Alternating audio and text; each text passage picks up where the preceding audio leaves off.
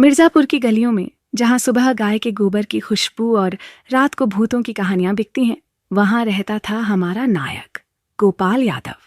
अब गोपाल कोई सुपरमैन नहीं था, लेकिन उसका आत्मविश्वास ऐसा था कि अगर टोनी स्टार्क मिर्जापुर आ जाता तो गोपाल उसे LIC पॉलिसी बेच देता। गोपाल EMI वाला बंदा गोपाल यादव, उम्र 32, पेशे से LIC एजेंट और शौक से इंस्टा रील्स में मोटिवेशनल शायरी ठेलने वाला। हर सुबह वो अपने टूटे फूटे शीशे में देखता और कहता, गोपाल तू एक दिन बुलेट प्रूफ गाड़ी खरीदेगा। बुलेट तो छोटी बात है, तू तो दुनिया की हर EMI को चप्पल से मार देगा। लेकिन हकीकत 4 महीने से उसकी खुद की बाइक की EMI अटकी थी। बैंक वाले ऐसे फोन कर रहे थे जैसे गोपाल ने उनकी बेटी को भगा लिया हो।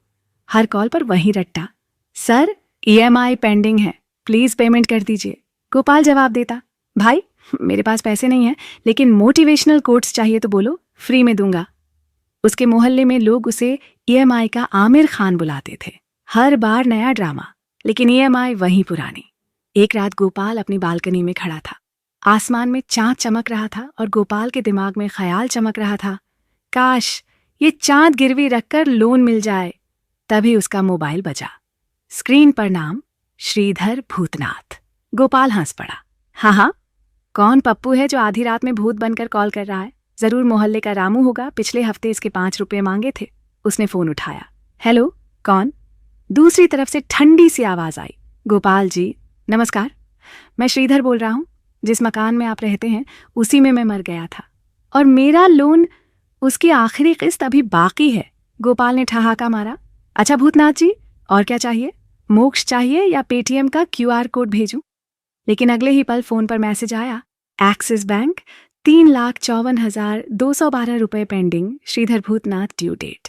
2013। गोपाल का चेहरा ऐसा हो गया जैसे किसी ने उसकी चाय में नमक डाल दिया हो। वो बड़बड़ाया, ये भूत भी EMI में फंसा है। भाई मरने के बाद भी लोन चुकाना पड़ता है क्या?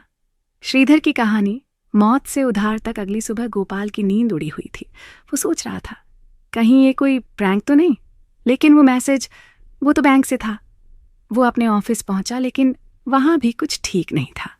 उसकी कुर्सी पर कोई बैठा था, पर दिख नहीं रहा। ऑफिस का पंखा अपने आप घूम रहा था, वो भी तब जब बिजली गुल थी। और जेरोक्स मशीन, उसने अचानक लोन रिमाइंडर की 50 कॉपियां छाप दी, बिना किसी के बटन दबाए। गोपाल ने अपने सहकर्मी रामलाल से पूछा, भाई तुझे कुछ अजीब नहीं लग रहा? रामलाल बोला, हाँ तेरा चेहरा अजीब लग रहा है। रात को भूतनी से मिला था क्या? गोपाल चुपके से बड़बड़ाया, भूतनी नहीं, भूत का लोन मिला है। रात को फिर वही कॉल, गोपाल जी मेरी आत्मा लोन की वजह से फंसी है। बैंक वाले मुझे नरक में भी SMS भेज रहे हैं, प्लीज पे योर EMI। मेरी मदद करो वरना मैं तुम्हारे घर में डेरा डाल दूंगा। गोपाल ने हिम्मत जुटाकर पूछा, अच्छा ये बता तू मरा कैसे? श्रीधर बोला, वो क्या है, मैंने सोचा था मर जाऊंगा तो लोन माफ हो जाएगा, लेकिन ये बैंक वाले तो मरने के बाद भी CI बिल स्कोर चेक करते हैं। गोपाल ने ठंडी सांस भरी और बोला, पहली बार कोई भूत अपने क्रेडिट स्कोर के लिए रो रहा है। ठीक है, कुछ करता हूं। प्लान भूत की EMI भरने का तरीका गोपाल ने सोचा। अगर इस भूत का लोन नहीं चुकाया तो ये मेरी जिंदगी को रियलिटी शो बना देगा, EMI के साथ भूत। उसने प्लान बनाया। वेंट, श्रीधर की फाइल खोजो। गोपाल पुराने रिकॉर्ड्स में घुसा। वहां उसे पता चला कि श्रीधर भूतनाथ ने 2010 में लोन लिया था एक स्वप्न सागर अपार्टमेंट खरीदने के लिए, लेकिन 2013 में उसकी स्वप्न सागर की नाव डूब गई थी। गोपाल ने हंसकर कहा, नहीं सर, मैं तो एक भूत की EMI चुकाने आया हूं। मैनेजर ने उसे पागल समझा और बाहर निकाल दिया। गोपाल ने श्रीधर के नाम से फर्जी पेपर्स बनाए। उसने अपने दोस्त पप्पू को फोन किया, जो फर्जी आधार कार्ड से लेकर फर्जी डिग्री तक बनाता था। पप्पू बोला, भूत के लिए पेपर्स? भाई तूने तो मेरा बिजनेस आफ्टर लाइफ तक पहुंचा दिया। लोन पे लोन। गोपाल ने एक नया लोन लिया ताकि श्रीधर का पुराना लोन चुकाया जाए। अब वो आधिकारिक तौर पर लोन का लालू बन चुका था और कई हफ्तों की भागदौड़ के बाद गोपाल ने आखिरकार श्रीधर का लोन चुका दिया। उसने राहत की सांस ली और सोचा, चलो अब ये भूत मेरे पीछे नहीं पड़ेगा। लेकिन अगली रात फिर कॉल आया, गोपाल जी थैंक यू, आपने मेरा लोन चुका दिया। वैसे मेरा असली नाम जग्गू भूतिया, मुखती मर है। श्रीधर तो बस मैंने नाम उधार लिया था।